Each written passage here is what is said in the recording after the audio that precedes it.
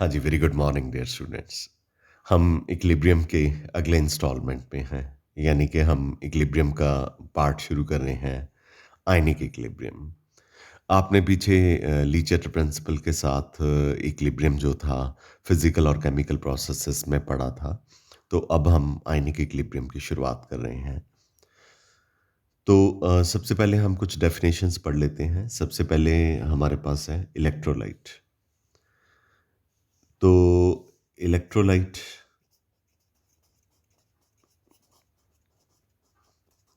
जो है वो एक ऐसा सब्सटेंस है जो कि मोल्टन स्टेट में या एक्वस सॉल्यूशन में इलेक्ट्रिसिटी को कंडक्ट करता है। और इलेक्ट्रिसिटी को कंडक्ट करने के लिए उसके पास ऑयन्स होते हैं। जब वो एक्वस फॉर्म में डाल दिया जाता है या मोल्टन फॉर्म में डाल दिया जाता है, तो इसके जो ऑयन्स हैं वो फ्रीली मूव करते हैं, जिसकी वजह से कंडक्ट होता है इसमें इलेक्ट्रिसिटी। एसिड, बेसिस और सॉल्ट्स इलेक्ट्रोलाइट बिहेव करते हैं मोस्टली। मोस्टली अब हमारे पास है नॉन इलेक्ट्रोलाइट। ऑब्वियसली नाम से इंडिकेट होता है। इनको जब एक्वस मीडियम में डालते हैं तो ये कोई सोल्यूशन फर्निश नहीं करते, और ये इलेक्ट्रिसिटी को भी कंडक्ट नहीं कर सकते। एग्जाम्पल है यूरिया, शुगर, बेंजीन एट्सेट्रा। फिर है हमारे पास strong and weak electrolyte. Strong electrolyte जो है वो एक ऐसा सब्सटेंस है जो कि पूरी तरह से एक्वस मीडियम में या सॉल्यूशन में ऑयन में डिसोशिएट कर जाता है, and it's a good conductor of electricity.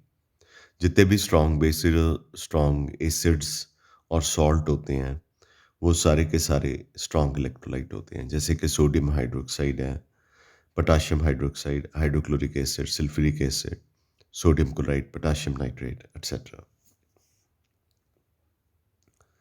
Weak electrolyte जो है वो एक ऐसा सब्सटेंस है जो कि डिसोशिएट करता है स्मॉल एक्सटेंट में एक्वस सॉल्यूशन में, और ये इलेक्ट्रिसिटी को कंडक्ट तो करता है लेकिन उतना ज़्यादा नहीं जितना कि स्ट्रॉन्ग इलेक्ट्रोलाइट करता है। बिकॉज वीक इलेक्ट्रोलाइट डिसोशिएट करता है स्मॉल एक्सटेंट में, यानी लेसर अमाउंट में डिसोशिएट करता है। इसलिए ये इलेक्ट्रिसिटी को कंडक्ट करेगा लेकिन उतनी लार्जर क्वांटिटी में नहीं जितने में स्ट्रॉन्ग इलेक्ट्रोलाइट करते थे। इसलिए इनको वीक इलेक्ट्रोलाइट कहा जाता है। तो जो स्ट्रॉन्ग जो वीक बेसिस होते हैं, जैसे कि अमोनियम हाइड्रोक्साइड हो गया, और वीक एसिड होते हैं जैसे कि एसिटिक एसिड हो गया, ये वीक इलेक्ट्रोलाइट होते हैं। ठीक है, समझ लग गया बेटा? तो ये था हमारा वीक इलेक्ट्रोलाइट। ठीक, ओके। तो ये इलेक्ट्रोलाइट की डेफिनेशंस करने के बाद हम पढ़ेंगे कि हमने इलेक्ट्रोलाइट की स्ट्रेंथ को कैसे एक्सप्रेस करना है। Expressing the strength of electrolyte. Strength electrolyte की एक्सप्रेस की जाती है अल्फा के साथ, डिग्री ऑफ आयनाइजेशन जिसे कहते हैं। डिग्री ऑफ आयनाइजेशन जो है that is equal to number of molecules of electrolyte which splits into ion upon total number of molecule of electrolyte। यानी कि ये रेशो है कितने मॉलिक्यूल इलेक्ट्रोलाइट के आयन में ब्रेक कर गए हैं, डिवाइडेड अपॉन कितने मॉलिक्यूल इलेक्ट्रोलाइट के आपने लिए थे और उसमें से कितने स्प्लिट कर गए हैं या डिसोशिएट कर गए हैं आयंस में। This ratio is called as degree of ionisation. जो स्ट्रॉन्ग इलेक्ट्रोलाइट होते हैं उसमें जो total number of molecule of electrolyte होते हैं वो सारे ही स्प्लिट कर जाते हैं। तो इसलिए स्ट्रॉन्ग इलेक्ट्रोलाइट के लिए अल्फा की वैल्यू 1 होती है, क्योंकि ये पूरी तरह से ऑलमोस्ट आयोनाइज कर जाते हैं जो स्ट्रॉन्ग इलेक्ट्रोलाइट होते हैं। जो वीक इलेक्ट्रोलाइट होते हैं वहाँ पे अल्फा की वैल्यू 1 से लेसर होती है, because total number of molecule of electrolyte जितने हम लेते हैं वो सारे के सारे स्प्लिट नहीं करते। ठीक है, अब हम पढ़ेंगे आयनिक इक्विलिब्रियम इन वीक इलेक्ट्रोलाइट। ठीक है, आयनिक इक्विलिब्रियम इन वीक इलेक्ट्रोलाइट। आयनिक इक्विलिब्रियम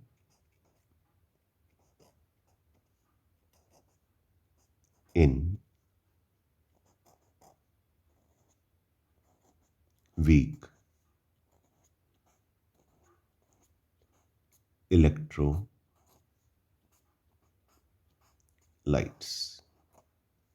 ठीक है, ये हमारे पास है आयनिक इक्विलिब्रियम इन वीक इलेक्ट्रोलाइट्स। जो स्ट्रॉन्ग इलेक्ट्रोलाइट हैं वो तो एक्वस मीडियम में पूरी तरह से कटायन अनायन में डिसोशिएट कर जाएंगे, रिवर्सिबल रिएक्शन नहीं होगा। तो ये पूरी तरह से कटायन अनायन में ब्रेक कर गए, तो इनमें तो कोई इक्विलिब्रिया हो गई नहीं। तो इक्विलिब्रिया फिर किस में होगा? वीक इलेक्ट्रोलाइट में। तो वीक इलेक्ट्रोलाइट मैंने ले लिया एसिटिक एसिड, इसको मैंने वाटर में डाला, एसीटेट आयन और हाइड्रोनियम आयन मिल गया और रिवर्सिबल रिएक्शन भी दिखाया हुआ है, यानी कि इनमें इक्विलिब्रिया होता है। बिकॉज वीक इलेक्ट्रोलाइट जो है वो पूरी तरह से कभी डिसोशिएट ही नहीं करते, तो इसलिए प्रोडक्ट भी रिएक्ट करके रिएक्टेंट देते हैं तब तक जब तक इनके बीच में इक्विलिब्रिया सेट नहीं हो जाता। यानी जैसे कि हमने पिछले चैप्टर्स में पढ़ा, इक्विलिब्रिया के पार्ट 1 में पढ़ा, इक्विलिब्रिया एक ऐसी स्टेज है जहाँ पे मोलर कॉन्सेंट्रेशन रिएक्टेंट और प्रोडक्ट की इक्वल हो जाती है। यानी कि रिएक्टेंट रिएक्ट करके प्रोडक्ट्स दे रहे हैं इनिशियली, फिर प्रोडक्ट भी रिएक्ट करके रिएक्टेंट देते हैं, लेकिन अल्टीमेटली एक स्टेज आती है जहाँ पे दोनों की मोलर कॉन्सेंट्रेशन रिएक्टेंट और प्रोडक्ट की जो है वो इक्वल हो जाती है। जहाँ पे रिएक्टेंट और प्रोडक्ट की मोलर कॉन्सेंट्रेशन इक्वल हो जाती है और हमें ऐसा लगता है कि कोई चेंज नहीं हो रहा, कोई फॉरवर्ड रिएक्शन नहीं हो रहा या कोई बैकवर्ड रिएक्शन नहीं हो रहा, इस तरह की स्टेट को हम क्या कहते हैं? इक्विलिब्रिया स्टेट कहते हैं। ठीक है, नेक्स्ट है हमारे पास difference between ionisation and dissociation. Ionisation का मतलब फॉर्मेशन ऑफ आयंस है from the atom. Neutral molecule के वो इलेक्ट्रॉन लॉस कर लें, अगर इलेक्ट्रॉन लूज करते हैं तो कटायन बन जाते हैं, इलेक्ट्रॉन गेन करते हैं तो एनॉयन बन जाते हैं। तो सॉलिड स्टेट में भी आयन प्रेजेंट होते हैं। तो सॉलिड स्टेट में पर जो आयन होते हैं ना, उनकी मोबिलिटी मोबिलिटी का मतलब मूवमेंट जो है वो नेग्लिजिबल होती है। तो आयनिक कंपाउंड जो है वो इलेक्ट्रिसिटी को तो नहीं कंडक्ट करेंगे। तो अगर हम इन आयन को सेपरेट आउट कर लें तो ये जो फिनोमिना होगा, the process of separation of ions from each other will be called as dissociation. Solvent जैसे कि पर्टिकुलरली वाटर, ये डिसोसिएशन प्रोसेस में हेल्प करता है। तो जो इलेक्ट्रोस्टैटिक फोर्सेस ऑफ अट्रैक्शन होती हैं कैटायन और एनायन के बीच में सॉलिड स्टेट में, वो एक सॉल्वेंट की प्रॉपर्टी होती है डाइलेक्ट्रिक कांस्टेंट, उसके इन्वर्सली प्रोपोर्शनल होती है। तो किसी सॉल्वेंट का डाइलेक्ट्रिक कांस्टेंट जितना ज़्यादा होता है उतनी जल्दी ही सॉलिड सब्सटेंस के अंदर जो आयन है वो एक दूसरे से फ्री हो जाएंगे और डिसोसिएशन हो जाएगी। और डाइलेक्ट्रिक कांस्टेंट को के साथ लिखा जाता है। वाटर की dielectric constant value is very high, इसीलिए इसमें ज़्यादातर आयनिक सॉलिड जो हैं वो कटाइन और एनोइन में डिसोशिएट कर जाते हैं। इसका मतलब कि जब आप क्रिस्टलाइन सॉलिड जैसे कि सोडियम क्लोराइड को जब वाटर में डालते हो, तो उनकी मतलब हमने कहा कि डाइलेक्ट्रिक कांस्टेंट वाटर का 80 है। तो अब इस 80 का मतलब क्या है? NaCl को जब वाटर में डालेंगे, तो NaCl के अंदर जो आयनिक अट्रैक्टिव फोर्सेस हैं, वो 80 गुना रिड्यूस हो जाएंगी।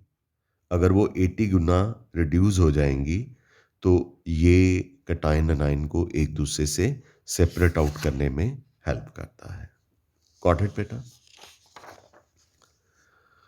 ऑल्दो आयनाइजेशन एंड डिसोसिएशन एक दूसरे से डिफरेंट होते हैं, पर फिर भी क्वाइट ऑफनली ये इंटरचेंजेबल है। ठीक। हमारा जो नेक्स्ट टॉपिक है बेटा, ऑस्टवाल्ड डाइल्यूशन लॉ है।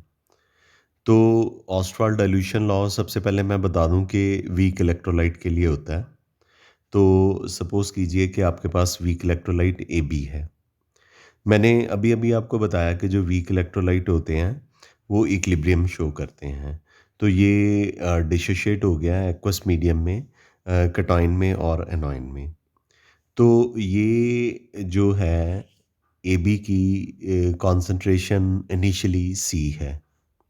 यहाँ पे लिख लेता हूँ इनिशियल कॉन्सेंट्रेशन। तो ए बी की इनिशियल कॉन्सेंट्रेशन सी है। ए प्लस और बी नेगेटिव तो अभी बने ही नहीं, क्योंकि ए बी को आपने वाटर में अभी डालना है। ठीक है, रिएक्शन अभी मतलब शुरू ही नहीं हुआ। तो ए बी की इनिशियल कॉन्सेंट्रेशन सी है, ए प्लस की इनिशियल कॉन्सेंट्रेशन ज़ीरो है और बी नेगेटिव की इनिशियल कॉन्सेंट्रेशन ज़ीरो है। जब इक्विलिब्रियम आ जाएगा,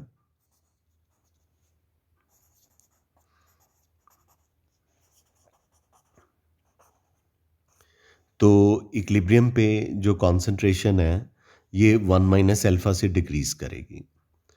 ये हो गया फिर C1 - अल्फ़ा। ये जितनी डिक्रीज करेगी, ए प्लस और बी नेगेटिव की कॉन्सेंट्रेशन उतनी इंक्रीज कर जाएगी। ये बाय अल्फ़ा से इंक्रीज कर जाएगी। तो ए प्लस और बी नेगेटिव की कॉन्सेंट्रेशन सी अल्फ़ा हो गई। ठीक है, मैं रिपीट करता हूँ। इनिशियली जब ए बी को आपने वाटर में नहीं डाला, तो ए बी की कॉन्सेंट्रेशन सी है और ए प्लस की कॉन्सेंट्रेशन ज़ीरो और बी नेगेटिव की कॉन्सेंट्रेशन ज़ीरो है।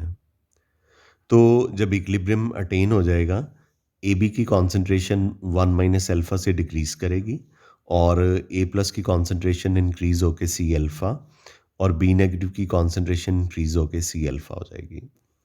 लॉ ऑफ केमिकल इक्विलिब्रियम जब अप्लाई करते हैं, तो इक्विलिब्रियम कांस्टेंट किसके इक्वल होता है? प्रोडक्ट की मोलर कॉन्सेंट्रेशन अपॉन रिएक्टेंट की molar concentration. Product A plus है एक्वस और बी नेगेटिव है, divided upon A B. A plus की कॉन्सेंट्रेशन कितनी है? सी अल्फ़ा, ये सी अल्फ़ा हमने लिख दिया। बी नेगेटिव की कॉन्सेंट्रेशन कितनी है? सी अल्फ़ा हमने लिख दिया। ए बी की कॉन्सेंट्रेशन कितनी है? C1 - alpha. सी अल्फ़ा और सी अल्फ़ा को मल्टीप्लाई करोगे तो सी स्क्वायर अल्फ़ा स्क्वायर आ जाएगा। ये C1 - अल्फ़ा हो गया। ये काट दो तो ये सी आ गया, C alpha square upon 1 - alpha. यानी कि इक्विलिब्रियम कांस्टेंट जो है C alpha square upon 1 - alpha हो गया। अब जो 1 - अल्फ़ा है, इसमें अल्फ़ा की वैल्यू जो है, क्योंकि वीक इलेक्ट्रोलाइट है ना ये, ए बी जो है वीक इलेक्ट्रोलाइट है। तो जो अल्फ़ा की वैल्यू है वो बहुत ही कम है। तो इतनी कम है कि 1 में से उसको सब्सट्रैक्ट करेंगे तो अप्रॉक्सिमेटली वैल्यू जो है 1 ही आएगी। यानी कि alpha is smaller smaller smaller than 1। If alpha is very lesser than 1, तो then in that case 1 - alpha is approximately equal to 1. Got it? तो फिर यहाँ पे 1 - अल्फ़ा की जगह 1 हो गया, क्योंकि 1 - अल्फ़ा अल्फ़ा को हमने निग्लेक्ट कर दिया तो नीचे 1 ही रह गया। तो यानी के किसके इक्वल हो गया? सी अल्फ़ा स्क्वायर के। तो यहाँ से अल्फ़ा की वैल्यू हमने निकालनी है। तो अंडर रूट हो जाएगा के अपॉन सी। तो alpha is equal to under root K upon C हो गया। तो सी किसके इक्वल होता है? कॉन्सेंट्रेशन किसके इन्वर्सली प्रोपोर्शनल होती है? वॉल्यूम के। तो अगर मैं यहाँ पे 1 अपॉन वॉल्यूम की वैल्यू पुट करूँगा, तो यहाँ पे 1 अपॉन वॉल्यूम आएगा, तो वॉल्यूम ऊपर चला जाएगा। तो अल्फ़ा किसके इक्वल हो जाएगा? Under root K into we के इक्वल हो जाएगा। ठीक है? जैसे कि यहाँ पे दिखाया गया है। As C is equal to 1 upon V, तो सी की वैल्यू 1 अपॉन वी यहाँ पे पुट करेंगे, वी ऊपर चला जाएगा, तो alpha is equal to under root K into V हो गया। ये वीक इलेक्ट्रोलाइट के लिए होता है। ठीक है, is not for strong electrolyte. और इस लॉ को हम ऑस्टवाल्ड डिल्यूशन लॉ कहते हैं। अगर ये ऑस्ट्रावाल्ड डिल्यूशन लॉ, अगर ये ऑस्टवाल्ड डिल्यूशन लॉ आपने एसिड्स के लिए अप्लाई करना है, तो जो आपका एक्सप्रेशन आया था alpha is equal to under root K upon C, तो एसिड की जगह एसिड के लिए यहाँ पे ए लगा देंगे, मतलब के की बजाय के ए लिख देंगे। तो ये alpha is equal to under root K A upon C हो गया। और बेस के लिए alpha is equal to under root K B upon C लिख देंगे। ठीक है, तो इस लॉ की लिमिटेशन ये है कि ये वीक इलेक्ट्रोलाइट के लिए तो करेक्ट है, स्ट्रॉन्ग इलेक्ट्रोलाइट के लिए तो कोई इक्विलिब्रियम होता ही नहीं है। इस तरह से इक्विलिब्रियम होता ही नहीं है। अगर इक्विलिब्रियम नहीं होगा तो फिर ऑस्टवाल्ड डिल्यूशन लॉ स्ट्रॉन्ग इलेक्ट्रोलाइट पे एप्लीकेबल भी नहीं होगा। इस तरह से हम कह सकते हैं कि ऑस्टवाल्ड डिल्यूशन लॉ जो है is applicable for weak electrolyte only. It's the limitation of Ostwald dilution law. अब हमने एसिड बेसिस के कंसेप्ट्स पढ़ने हैं, तो बहुत सारे कंसेप्ट्स हैं। पहला कंसेप्ट हमारा है classical concept of acid and bases. तो सबसे पहले इसमें एसिड के बारे में बताया गया है कि एसिड जो है एक ऐसा सब्सटेंस है जो एक्वस सॉल्यूशन में प्रॉपर्टीज़ ये वाली कंडक्ट करता है, यानी कि इलेक्ट्रिसिटी को कंडक्ट करता है। मेटल के साथ यानी कि जिंक मैग्नीशियम एक्टिव मेटल के साथ रिएक्ट करके हाइड्रोजन गैस को प्रोड्यूस करता है, ब्लू लिटमस को रेड करता है, और एसिड सॉर टेस्ट होता है। और अगर बेस के साथ ये रिएक्ट करेगा तो इसकी एसिडिक प्रॉपर्टीज़ जो हैं वो न्यूट्रलाइज हो जाएंगी। ये एसिड की डेफिनेशन थी। ये क्लासिकल कंसेप्ट है, मतलब जो शुरू शुरू में दिया गया और जो आप लोअर क्लासेस में भी पढ़ते हैं। और बेस जो है एक ऐसा सब्सटेंस है जो एक्वा सॉल्यूशन में ये वाली प्रॉपर्टीज़ को कंडक्ट मतलब शो करता है, इलेक्ट्रिसिटी को कंडक्ट करता है, रेड लिटमस को ब्लू करता है, इसका टेस्ट बेटर होता है, और ये स्लिपरिन टच होता है, सोपिन टच होता है, और इसकी बेसिक प्रॉपर्टीज़ डिस्ट्रॉय हो जाती हैं जब ये एसिड के साथ रिएक्ट करता है। ये जो डेफिनेशंस हैं इनको ऑपरेशनल डेफिनेशन कहा जाता है, और ये जो कि टेस्ट के ऊपर बेस्ड हैं, और ये आप लोअर क्लासेस में बहुत बार मतलब पढ़ते हैं 7th 8th 9th 10th standard में। ठीक है, तो ये कॉन्सेप्ट जो क्लासिकल कंसेप्ट हैं ये तो आप बहुत अच्छे से मतलब आपको समझ लग गया होगा।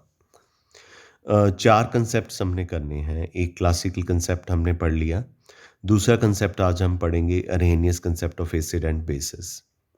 फिर हम कल ब्रॉन्स्टेड लॉरी कंसेप्ट पढ़ेंगे, और Lewis concept of acid and bases जो है सेकंड वीडियो में पढ़ेंगे। तो हम पढ़ेंगे Arrhenius concept of acid and bases. Imagine कीजिए कि कितना पुराना कंसेप्ट है, कि कितनी केमिस्ट्री डेवलप थी। 1884 में एरहेनियस थ्योरी ऑफ आयनाइजेशन दी गई थी, जिसके ऊपर ये बेस्ड है ये वाला concept, Arrhenius concept of acid and bases. तो 1884 में ये थ्योरी दी गई थी। इस थ्योरी के अकॉर्डिंगली अरहेनियस एसिड एक ऐसा एसिड है जिसको वाटर में डालें तो वो हाइड्रोजन आयन को प्रोड्यूस करेगा। जैसे कि हाइड्रोक्लोरिक एसिड को वाटर में डाला तो उसने हाइड्रोजन आयन को प्रोड्यूस करा। नाइट्रिक एसिड को वाटर में डाला तो उसने हाइड्रोजन आयन को प्रोड्यूस करा। सल्फ्यूरिक एसिड को वाटर में डाला तो हाइड्रोजन आयन प्रोड्यूस किया। ये पूरी तरह से रिएक्शन जो है इरिवर्सिबल है, यानी कि इक्विलिब्रियम इसमें नहीं आता। तो इसका मतलब ये जो नाइट्रिक एसिड, सल्फ्यूरिक एसिड और हाइड्रोक्लोरिक एसिड की जो एग्जांपल दी है मैंने एसिड की, ये स्ट्रॉन्ग एसिड्स हैं। On the other hand acetic acid, carbonic acid और फास्फोरिक एसिड, इनको वाटर में डालते हैं तो इक्विलिब्रियम भी ऑब्टेन होता है, इक्विलिब्रियम भी मेंटेन होता है, यानी कि ये वीक एसिड्स हैं। ये भी हाइड्रोजन आयन प्रोड्यूस करते हैं, तो इसलिए इनको भी अरहेनियस एसिड कहते हैं। अरहेनियस एसिड का कंसेप्ट ही ये था बेसिकली कि किसी भी सब्सटेंस को जिसके पास हाइड्रोजन है, होगा हाइड्रोजन तभी तो वाटर में हाइड्रोजन प्रोड्यूस करेंगे। ऐसा ऐसा अरहेनियस ने कहा था, मैं नहीं कह रहा, 1884 में। तो उसने कहा था कि किसी भी एसिड के पास अगर हाइड्रोजन है और उसको वाटर में, या किसी भी सब्सटेंस के पास हाइड्रोजन है और उसको वाटर में पुट करते हैं, तो अगर वो हाइड्रोजन जो है वो रिलीज़ कर देता है, तो ऐसे जो सब्सटेंस हैं उनको हम क्या कहते हैं, उनको हम अरहेनियस एसिड कहते हैं। ठीक है। ओके। तो अब बेस के बारे में बताना है, अरहेनियस बेस के बारे में बताना है। अरहेनियस बेस एक ऐसा सब्सटेंस है जिसमें हाइड्रोक्साइड आयन होना चाहिए पहले से ही, और वाटर में पुट करें तो वो हाइड्रोक्साइड आयन को रिलीज़ कर दें। जैसे कि ये सोडियम हाइड्रोक्साइड है, इसको मैंने वाटर में डाला तो इसने हाइड्रोक्साइड आयन को रिलीज़ कर दिया। पोटाशियम हाइड्रोक्साइड को मैंने वाटर में डाला तो इसने हाइड्रोक्साइड आयन रिलीज़ कर दिया। ये रिएक्शन इरिवर्सिबल है, इसमें इक्विलिब्रियम नहीं मेंटेन हो रहा, ऑब्टेन हो रहा। अगर इक्विलिब्रियम नहीं ऑब्टेन हो रहा तो ये कौन से बेसिस हैं? स्ट्रॉन्ग बेसिस हैं। अगर इक्विलिब्रियम ऑब्टेन हो जाता तो, और वो हाइड्रोक्साइड भी सब्सटेंस रिलीज़ करता, तो वो होने तो अरहेनियस बेसिस थे, लेकिन वो वीक अरहेनियस बेसिस जो थे वो होने थे। जैसे कि हमारे पास अमोनियम हाइड्रोक्साइड है, इसको मैंने वाटर में डाला, इक्विलिब्रियम ऑब्टेन हो रहा है अमोनियम और अमोनियम हाइड्रोक्साइड के बीच में। ये भी हाइड्रोक्साइड आयन रिलीज़ कर रहे हैं और इस अमोनियम हाइड्रोक्साइड में भी हाइड्रोक्साइड आयन प्रेजेंट है। तो अरहेनियस के कंसेप्ट में यही कहा गया था कि अगर किसी सब्सटेंस के पास हाइड्रोक्साइड आयन पहले से ही है और वाटर में डालने के बाद वो वाटर के डाइलेक्ट्रिक कांस्टेंट की वजह से इनकी डिसोसिएशन कर देता है, अमोनियम अलग हो जाता है और हाइड्रोक्साइड अलग हो जाता है, तो ऐसे सब्सटेंस को हम बेस तो बोलेंगे, लेकिन वीक बेस बोलेंगे, क्योंकि इक्विलिब्रियम मेंटेन हो रहा है प्रोडक्ट और रिएक्टेंट के बीच में। ठीक है, तो इसलिए इनको हम वीक बेसिस बोलेंगे।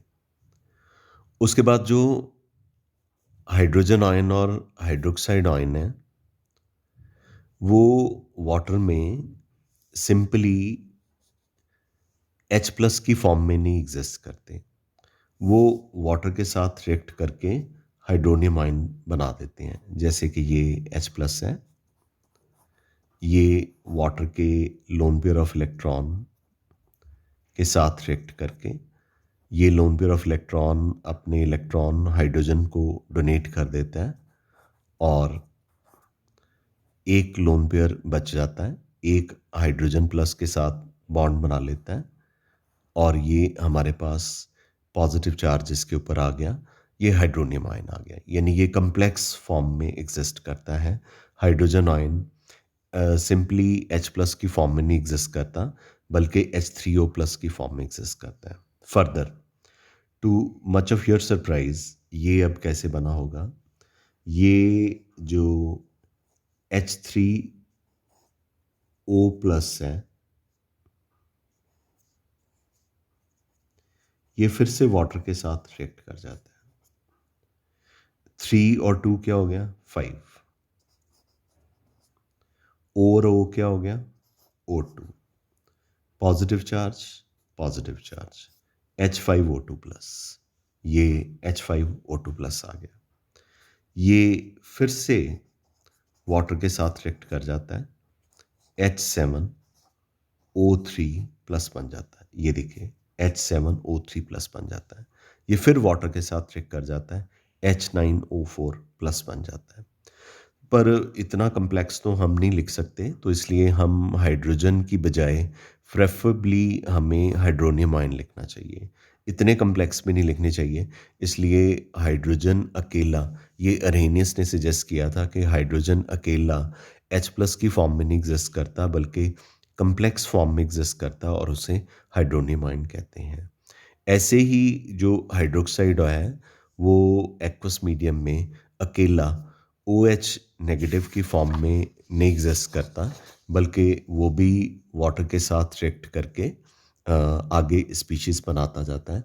जैसे OH नेगेटिव वाटर के साथ रिएक्ट कर जाएगा, H और 2H वाटर के, H3 हो गया, O और O, एक O वाटर का, एक O हाइड्रोक्साइड का, 2 O हो गए, एक नेगेटिव चार्ज, ये नेगेटिव चार्ज हो गया। ये फिर वाटर के साथ रिएक्ट करेगा, H5O3 नेगेटिव। पर इतना याद करने की ज़रूरत नहीं है, बस सिंपली बताना है कि hydroxide ion simply OH negative की फॉर्म में नहीं एग्जिस्ट करता, बल्कि एक या एक से ज़्यादा बार वाटर के साथ रिएक्ट करके कम्प्लेक्स हाइड्रोक्साइड आयन बनाते हैं। लेकिन हम सिंपली कह देते हैं कि जो हाइड्रोजन है, उसको हाइड्रोजन प्लस की बजाय हाइड्रोनियम की फॉर्म में लिखना चाहिए। अब जैसे HCl है, इसको वाटर में डालेंगे, तो पहले हमने ऐसे लिखा था, HCl को वाटर में डाला तो H प्लस और Cl नेगेटिव आ गया। लेकिन अब हम कैसे लिख रहे हैं? HCl को वाटर में डालेंगे तो हाइड्रोनियम आयन और क्लोराइड आयन मिल जाएगा। ये अब चूंकि स्ट्रॉन्ग एसिड था तो हमने एक ही एरो बनाया। अब वीक एसिड जब वाटर के साथ रिएक्ट करेगा तो इक्विलिब्रियम भी शो कर देंगे, हाइड्रोनियम आयन। ऐसे ही सोडियम हाइड्रोक्साइड और अमोनियम हाइड्रोक्साइड वाटर के साथ रिएक्ट करके हाइड्रोक्साइड आयन बनाते हैं, कम्प्लेक्स बनाते हैं, पर हम चलो यहाँ पे हमने नहीं लिखा हुआ। तो हाइड्रोनियम आयन एसिड का और हाइड्रोक्साइड आयन बेस का, ये दोनों रिएक्ट करके वाटर प्रोड्यूस करते हैं, और इस फिनोमिना को न्यूट्रलाइजेशन कहते हैं। जैसे कि NaOH को वाटर में डाला, Na प्लस और OH नेगेटिव मिल गया। HCl को वाटर में डाला, H प्लस और Cl नेगेटिव मिल गया। तो NaCl बनने से तो न्यूट्रलाइजेशन होगी, सॉल्ट बनेगा। लेकिन सबसे इम्पॉर्टेंट चीज़ है जो थर्मोडायनेमिक्स में बताई थी, formation of water. H plus और OH नेगेटिव कंबाइन करके वाटर बना देंगे, और इंथैल्पी ऑफ न्यूट्रलाइजेशन मैंने बताई थी वहाँ पे, जब H प्लस और OH नेगेटिव हमेशा ज्वाइन करते हैं तो कितनी इंथैल्पी प्रोड्यूस होती है? 57 किलो जूल पर मोल। ये हमने बताया था इंथैल्पी ऑफ न्यूट्रलाइजेशन में, थर्मोडायनेमिक्स के पार्ट में। क्या आपको याद है? क्लियर है? ओके।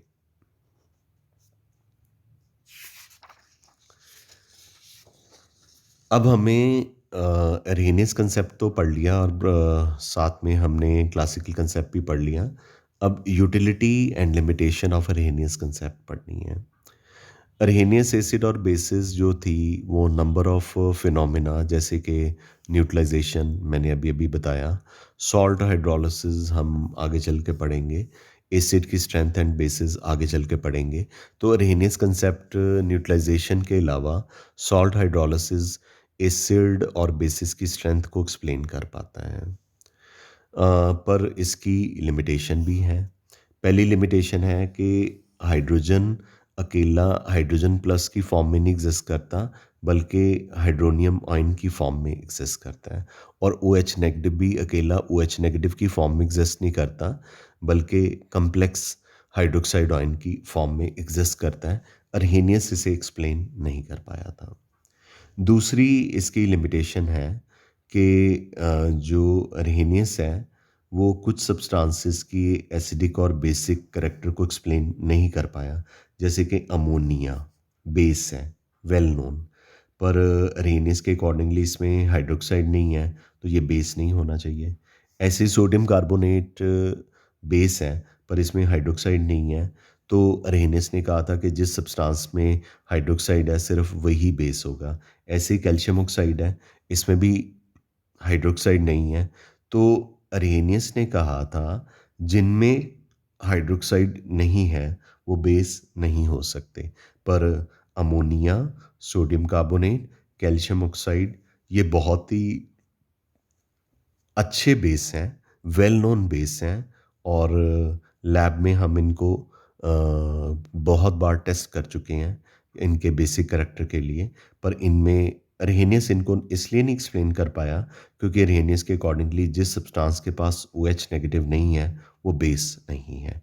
तो इसका मतलब ये अर्हेनियस कंसेप्ट की एक बहुत तगड़ी लिमिटेशन हो गई। इसी तरह से उसने कहा था कि जिनके पास H+ नहीं है वो एसिड नहीं हो सकते। कार्बन डाइऑक्साइड गैस एसिडिक है, सल्फर डाइऑक्साइड एसिडिक है, सल्फर ट्राइऑक्साइड एसिडिक है, पर इनमें किसी में भी हाइड्रोजन नहीं है। तो अर्हेनियस के अकॉर्डिंगली ये एसिड नहीं हो सकती। इसीलिए हमने आगे ब्रॉन्स्टेड-लॉरी कंसेप्ट अगले वीडियो में और Lewis concept of acid base पढ़ेंगे, ताकि हम carbon dioxide, sulphur dioxide, sulphur trioxide के एसिडिक करैक्टर को एक्सप्लेन कर पाएँ। फिर भी अर्हेनियस कंसेप्ट जो कि इतना पुराना है, तो अर्हेनियस कंसेप्ट की इस लिमिटेशन को अगर आप रिमूव करना चाहते हैं, तो आप ऐसे रिमूव कर सकते हैं कि आप कहें कि जी अमोनिया को वाटर में डाल दें, तो अमोनियम आयन और हाइड्रोक्साइड आयन मिल जाता है। बेशक अमोनिया में हाइड्रोक्साइड नहीं है, लेकिन वाटर में डालें तो फिर तो हाइड्रोक्साइड मिल ही रहा है।